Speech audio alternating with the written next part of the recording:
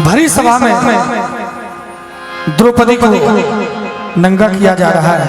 आज वही द्रौपदी जो भीम की पत्नी है, अर्जुन की पत्नी है, नकुल सहदेव महाराज धर्मराज की पत्नी है। 5 पति सर झुकाए बैठे हैं, लेकिन कोई किसी काम के नहीं।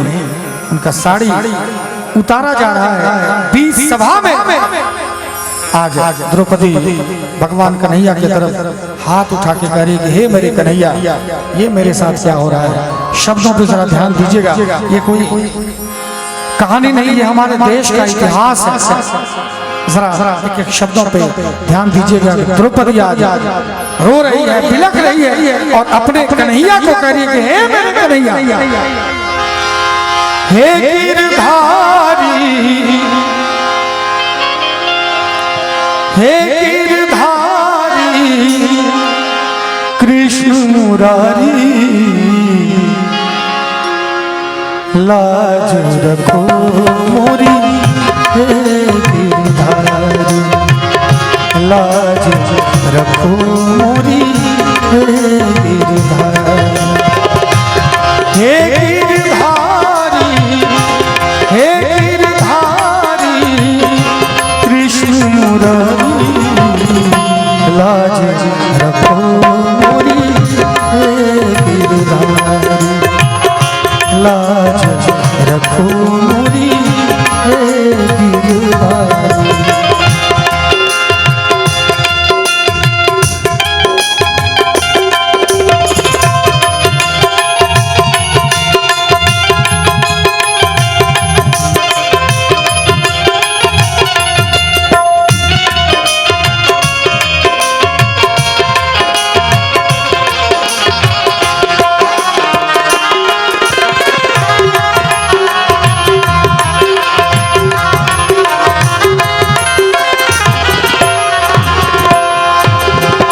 पांच पति सर नीचे किए, आज 5 पति सर नीचे करके बैठे हैं।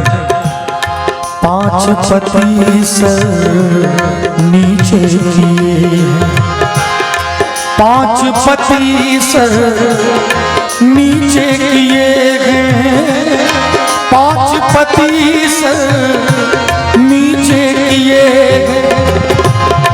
वही गदा वही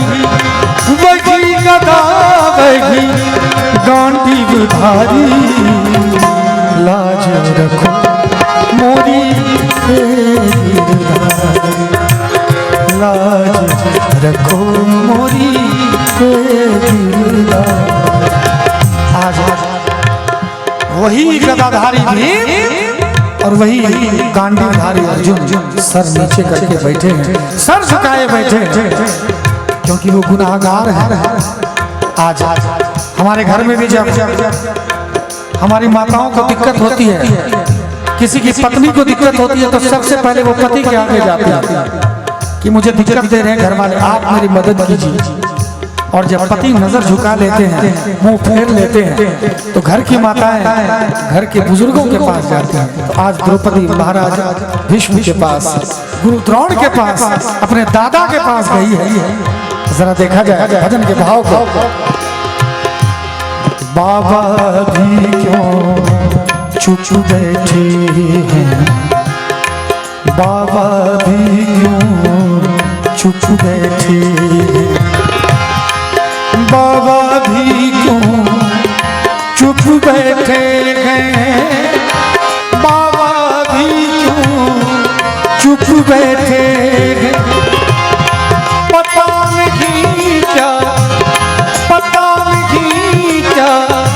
उनको लाचारी, लाज रखो मोरी, हे गिरधारी लाज रखो मोरी, हे गिरधारी।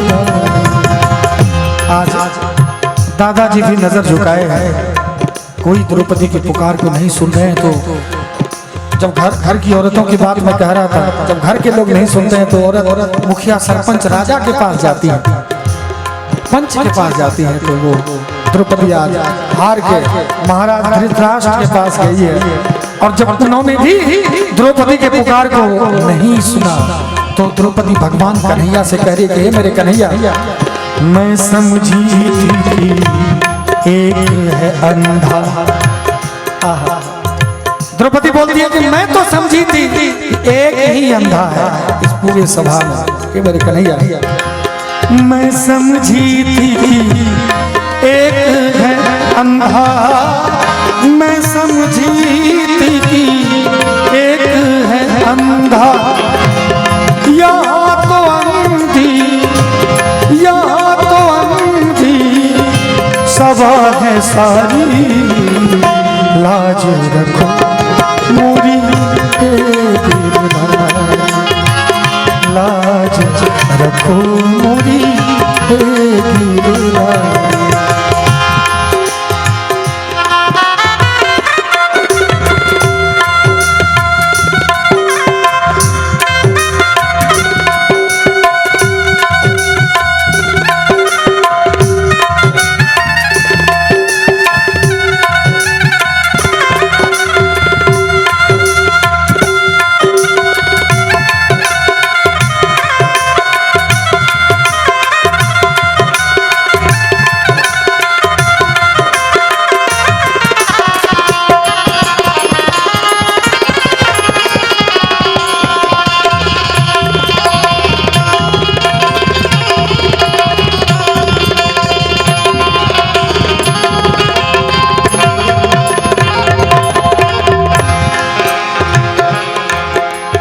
लाज रखो मूर्हे गिरधारी।